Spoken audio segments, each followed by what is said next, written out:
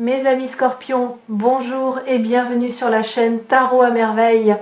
Pour votre tirage général, ceux qui me découvrent, soyez les bienvenus. J'espère que vous allez bien. Si je vous disais qu'une lettre a été écrite pour vous, accepteriez-vous de l'écouter? Pas une lettre ordinaire, pas une lettre d'un expéditeur que vous pouvez identifier. Une lettre qui existe quelque part entre le visible et l'invisible, entre ce qui a déjà eu lieu et ce qui est sur le point de se produire.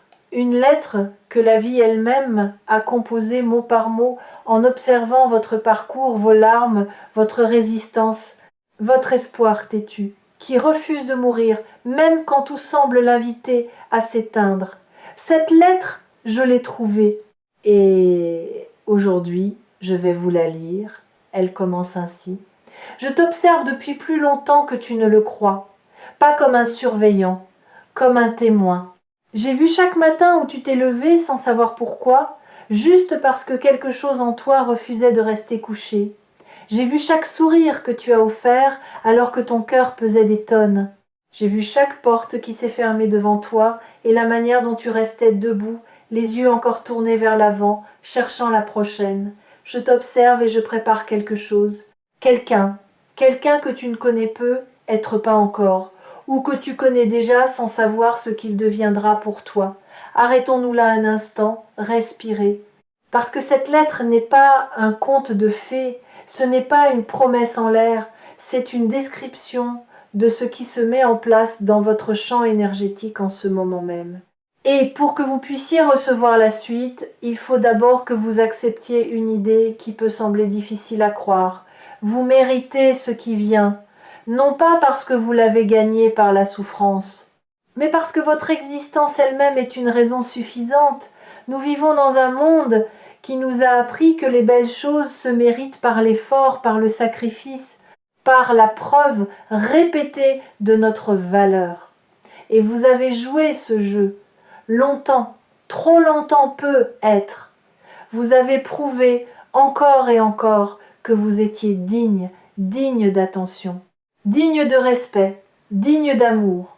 Et à chaque fois que vous pensiez avoir suffisamment prouvé, la barre montait d'un cran, comme un examen sans fin où la note de passage change à chaque session.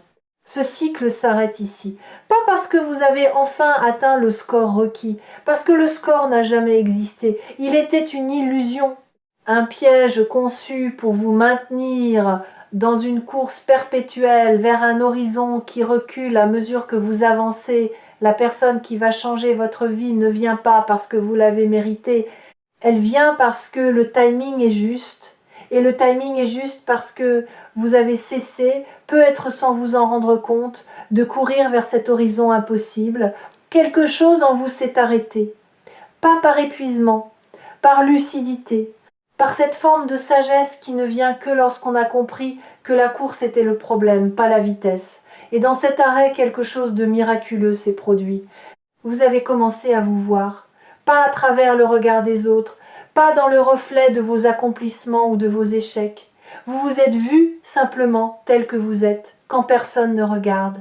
Et ce que vous avez vu ne vous a pas dégoûté. Ce que vous avez vu était quelqu'un de profondément humain, imparfait, oui, abîmé par endroits, oui, mais vivant, irréductiblement vivant, avec une capacité d'aimer qui a survécu à tout ce qui aurait dû la détruire, et cette vision de vous-même, aussi fugace qu'elle ait pu être, a envoyé une onde dans l'univers, comme une pierre jetée dans un lac immobile.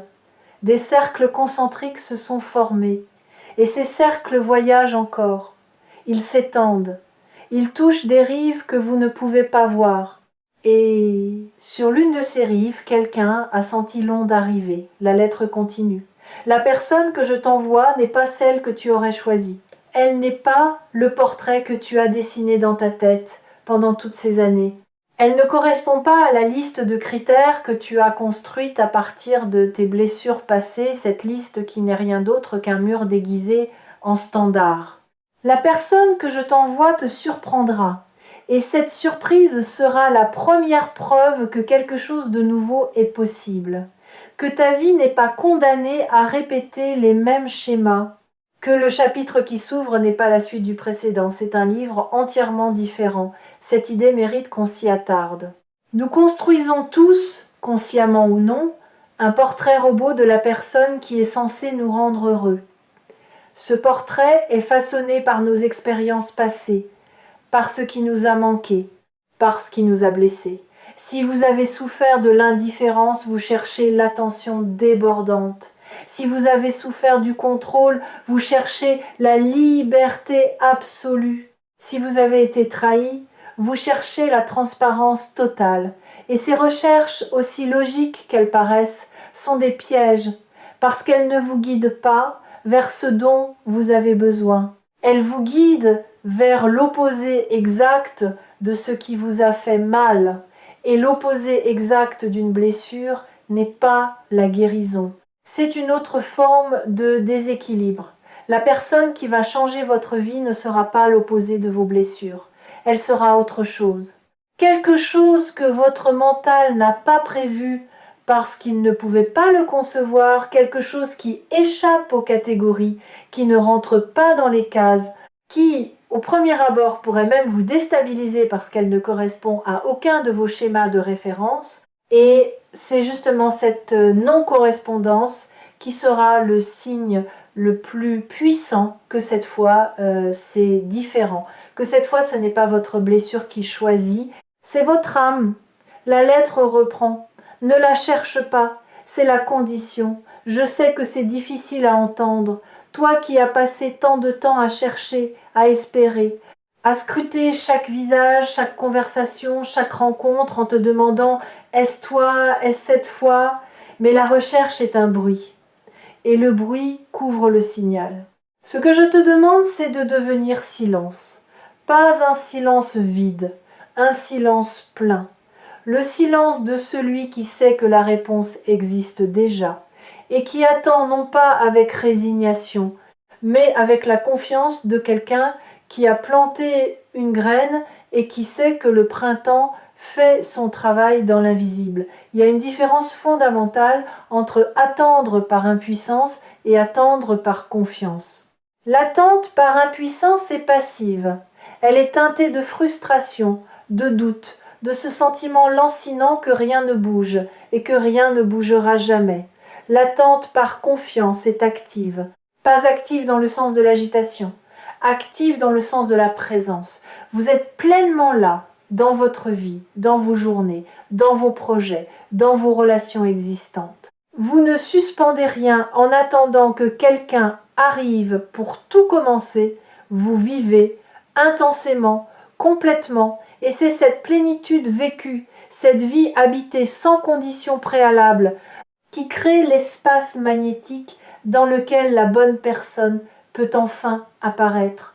Parce que les gens qui vivent pleinement émettent une lumière particulière, pas une lumière flamboyante, spectaculaire, aveuglante, une lumière chaude, constante, comme celle d'une maison éclairée la nuit, vue de loin, qui donne envie de s'approcher, qui promet la chaleur et le refuge sans avoir besoin de crier pour se faire remarquer. Vous êtes cette maison, et votre lumière est allumée. Peut-être ne le saviez-vous pas, mais quelqu'un, quelque part, l'a déjà aperçue, et cette lumière, elle a une qualité que vous ne soupçonnez pas. Elle n'attire pas n'importe qui, elle attire ceux qui sont capables de la voir. Et la capacité de voir la lumière de quelqu'un d'autre est directement liée à la capacité de reconnaître sa propre lumière. Ce qui signifie que la personne qui sera attirée vers vous est une personne qui a fait son propre travail intérieur, pas nécessairement consciemment, pas nécessairement dans un cadre spirituel ou thérapeutique, mais à sa manière, par ses propres chemins, à travers ses propres tempêtes, elle est arrivée à un point de clarté suffisant pour reconnaître la vôtre.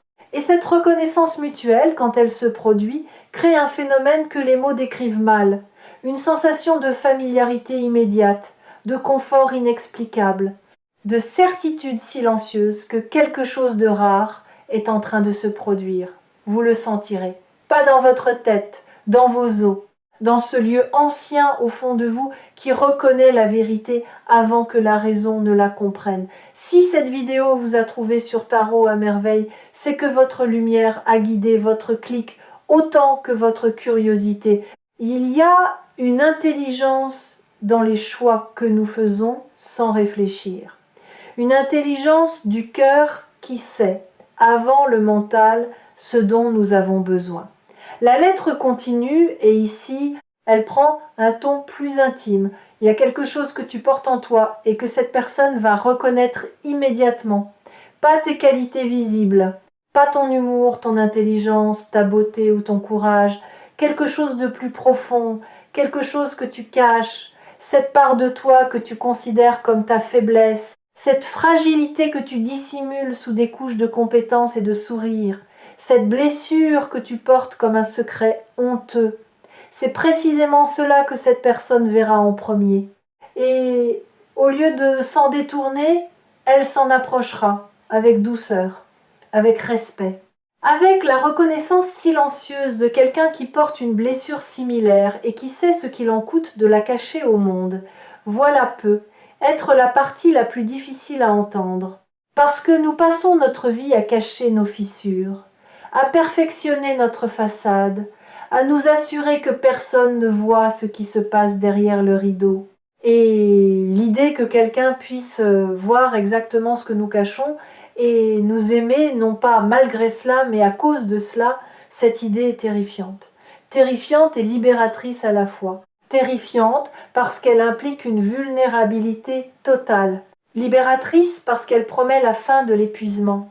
L'épuisement de prétendre, de maintenir le masque, de veiller à ce que les bonnes pièces soient éclairées et les mauvaises dans l'ombre. Imaginez un instant ce que serait votre vie si vous n'aviez plus besoin de ce masque. Si vous pouviez exister, simplement exister, avec tout ce que vous êtes, le lumineux et le sombre, le fort et le fragile, le certain et le tremblant. Imaginez la quantité d'énergie que vous récupéreriez. L'énergie que vous investissez chaque jour, chaque heure, dans le maintien de l'apparence. Cette énergie-là, une fois libérée, pourrait nourrir des rêves entiers, pourrait construire des projets qui dorment dans vos tiroirs, pourrait ouvrir des conversations que vous repoussez depuis des années.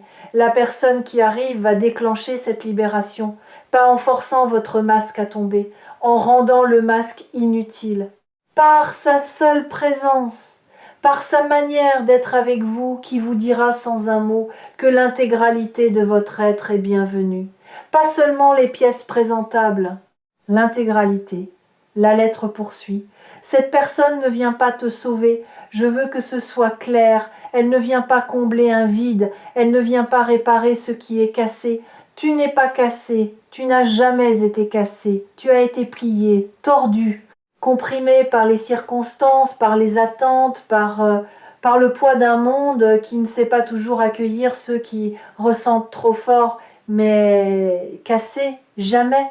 Et cette personne le sait, elle ne te regardera pas comme un projet à restaurer, elle te regardera comme un paysage à explorer, avec fascination, avec patience, avec la certitude que chaque recoin, même les plus escarpés, cache une beauté que peu de gens ont la patience de découvrir. Cette distinction est essentielle. Être changé par quelqu'un ne signifie pas être réparé par quelqu'un. Le changement dont nous parlons ici n'est pas une correction, c'est une expansion. Cette personne ne va pas vous rendre meilleur en corrigeant vos défauts. Elle va vous rendre plus vaste en vous donnant la permission d'explorer des territoires de vous-même que vous aviez condamnés. Des espaces intérieurs que vous aviez fermés parce que, à un moment de votre vie, quelqu'un vous a fait croire qu'ils étaient dangereux. Votre sensibilité, votre intensité, votre manière de rêver trop grand, de sentir trop profond, de vouloir trop sincèrement. C'est trop qui vous ont été reprochés, parfois ouvertement, parfois par des silences qui disaient plus que des mots.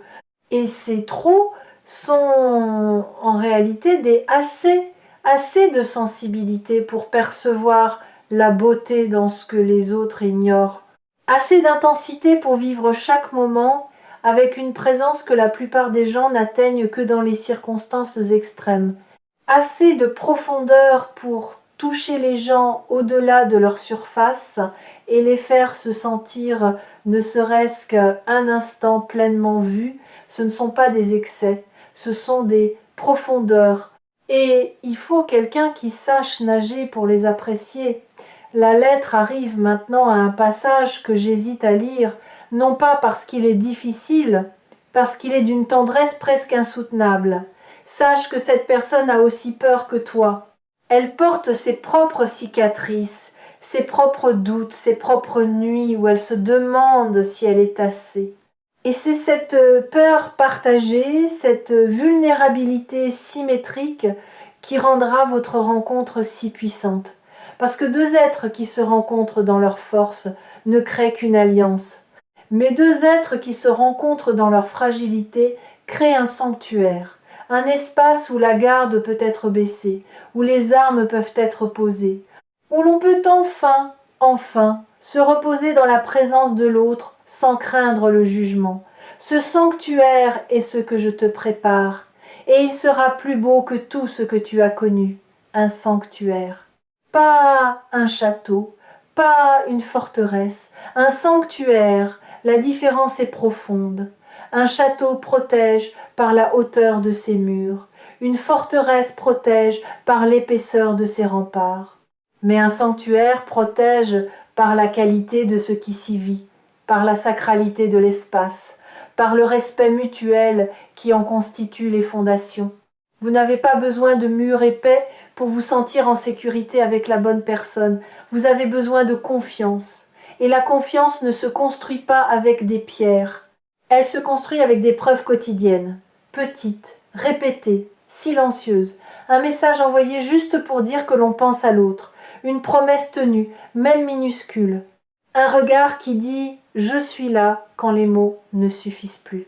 Cette personne va vous offrir ses preuves. Pas d'un coup, pas dans une grande déclaration, goutte à goutte, jour après jour, avec la patience de quelqu'un qui sait que la confiance ne se décrète pas, elle se démontre. Et chaque preuve sera un barreau de moins à la cage dans laquelle vous avez enfermé votre cœur. J'aimerais m'arrêter ici un moment pour parler de quelque chose que la plupart des gens sous-estiment. Le rôle du corps dans cette transformation. Votre corps sait avant votre esprit. Votre corps a déjà commencé à se préparer à cette rencontre. Peut-être l'avez-vous remarqué sans en comprendre la raison. Une énergie différente le matin. Une manière de bouger qui a légèrement changé. Des sensations nouvelles dans la poitrine, pas de la douleur, plutôt une ouverture, comme si votre cage thoracique gagnait quelques centimètres d'espace. Votre peau elle-même réagit. Certains rapportent une sensibilité accrue au toucher, aux textures, à la température de l'air. Ce ne sont pas des symptômes médicaux. Ce sont des signes que votre corps se recalibre pour accueillir un niveau de connexion qu'il n'a pas expérimenté depuis très longtemps. Le corps n'oublie jamais ce que c'est que d'être aimé pleinement.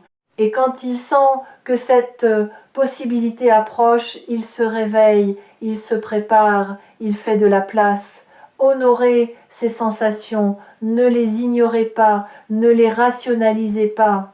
Elles sont la preuve la plus tangible que ce dont nous parlons n'est pas une idée abstraite. C'est un mouvement réel, physique, incarné. Et ce mouvement est déjà en cours. La lettre touche maintenant à quelque chose qui concerne le timing. Tu te demandes pourquoi maintenant? Pourquoi pas avant? Pourquoi pas pendant ces années où tu en avais tellement besoin que l'absence te brûlait comme un fer rouge? La réponse est simple, et elle ne te plaira peu, être pas. Avant, tu n'aurais pas reconnu cette personne, tu l'aurais croisée sans la voir, ou pire, tu l'aurais vue et tu aurais fui, parce que tu n'étais pas encore celui ou celle que tu es maintenant. Chaque épreuve que tu as traversée t'a rapproché de cet instant. Chaque larme a nettoyé un fragment de ton regard. Chaque déception a déblayé un chemin, et maintenant ce chemin est dégagé. Tes yeux sont clairs, ton cœur est assez brisé pour être ouvert, et assez fort pour ne plus avoir besoin de se fermer. C'est maintenant, parce que tu es enfin prêt à voir ce que tu étais incapable de voir avant. C'est une vérité inconfortable mais libératrice. Les rencontres transformatrices ne se produisent pas quand nous les voulons. Elles se produisent quand nous sommes prêts à les vivre pleinement. Et la préparation n'est pas un exercice conscient.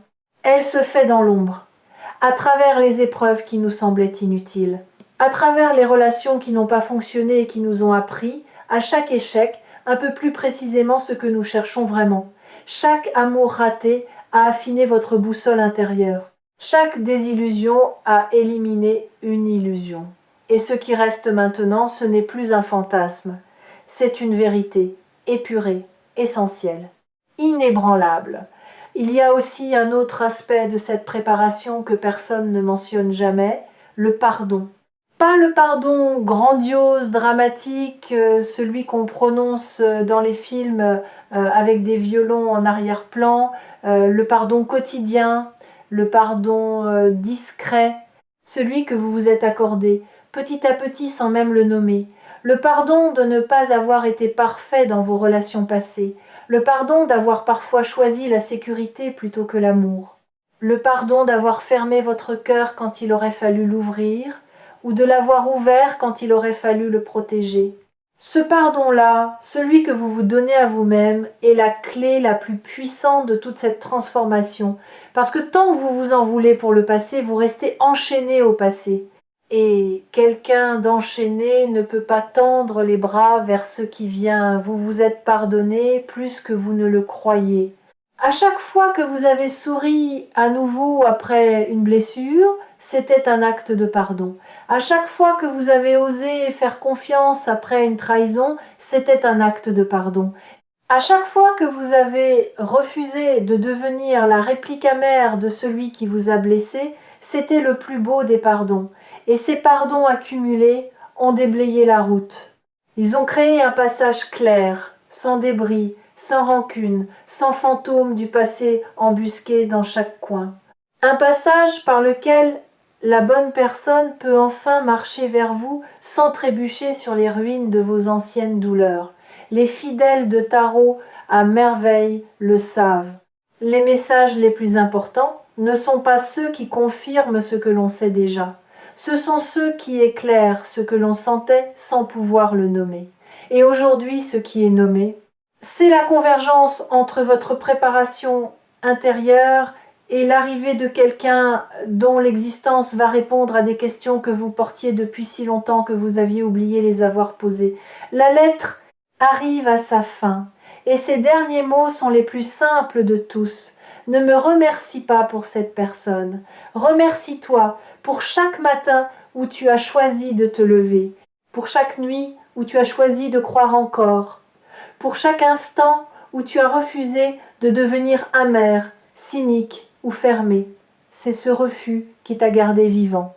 C'est ce refus qui a maintenu la porte ouverte. Et c'est par cette porte ouverte que cette personne va entrer. Pas parce que je l'ai décidé, parce que tu l'as permis par ton courage quotidien, par ta tendresse obstinée, par cette lumière dans tes yeux que rien, absolument rien, n'a réussi à éteindre. La lettre est terminée, et je la dépose maintenant entre vos mains.